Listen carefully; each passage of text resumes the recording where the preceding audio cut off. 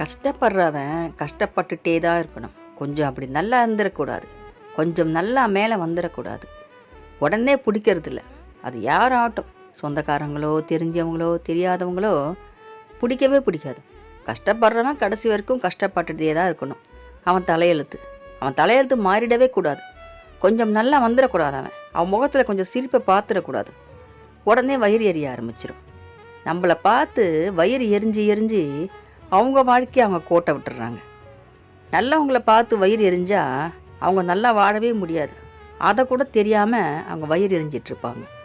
நம்ம கும்பிடக்கூடிய கடவுள் இருக்காரே, ரொம்ப சக்தி வாய்ந்த கடவுள் நம்ம முருகர். நம்மளை பார்த்து வயிறு எரிஞ்சாலோ, நம்ம நல்லா இருக்கக்கூடாதுன்னு அவங்க நினச்சாலோ அவங்கள சும்மா விட்டுருவாரா நம்ம முருகர்?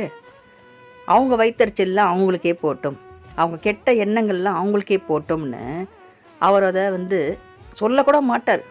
முருகனை பார்த்தாலே கெட்டதெல்லாம் திரிச்சு விடும். கண்ணாடி மாதிரி நல்லதாக இருந்தால் நல்லது தெரியும், கெட்டதாக இருந்தால் தெரிச்சு விடும். முருகர் பரிசுத்தமான பால். அவர் கறந்த பால் மாதிரி. அவர் அவ்வளோ ஒரு பரிசுத்தமான ஒரு கடவுளை நம்ம வணங்கும்போது நம்ம வாழ்க்கை கொஞ்சம் கொஞ்சமாக படிப்படியாக முன்னேற்றத்துக்கு வரும். நம்ம உழைப்பை பார்க்குறாரு, நம்ம கஷ்டத்தை பார்க்குறாரு முருகர். அதனால் ஏதாவது ஒரு வழியில் நமக்கு வெற்றியை கொடுப்பாரு. நமக்கு கூடவே இருந்து நம்மளை கை தூக்கி விடுவார். அது மற்றவங்களுக்கு பிடிக்காது. பார்த்து பார்த்து வயிற்றெரிச்சல் படுறது. நம்ம முன்னாடி நல்லவங்க மாதிரி நடிப்பாங்க, இதை பண்ணுங்க அதை பண்ணுங்கன்னு. ஆனால் பின்னாடி போய் அவ்வளோ பேசுறது, அவ்வளோ பண்ணுறது. நல்ல காய்த்த மரம் தான் கல்லடி படும் சொல்லுவாங்க. கல்லடி வாங்குகிற மரம் தான் ரொம்ப காய்த்த மரம் சொல்லுவாங்க.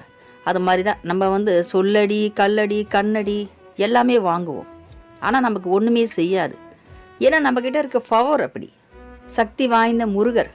நம்ம அவரை காலை இறுக்கி பிடிச்சிட்ருக்கோம் முருகான்னு. அவர் காலை பிடிச்சிட்ருக்கும் போது யார் நம்மளை என்ன செய்ய முடியும்? அவங்க கல்லடி கண்ணடிலாம் ஒன்றுமே செய்ய முடியாது நமக்கு. அந்த மாதிரி அவங்கள யோசிப்பாங்க.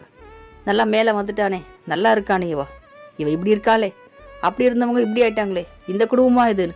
அப்போது கஷ்டப்படுற குடும்பம் கஷ்டப்பட்டுகிட்டே இருக்கணும். என்ன ஒரு எண்ணம்! அந்த எண்ணத்தை எல்லாம் முறியடிச்சிருவார் நம்ம முருகர்.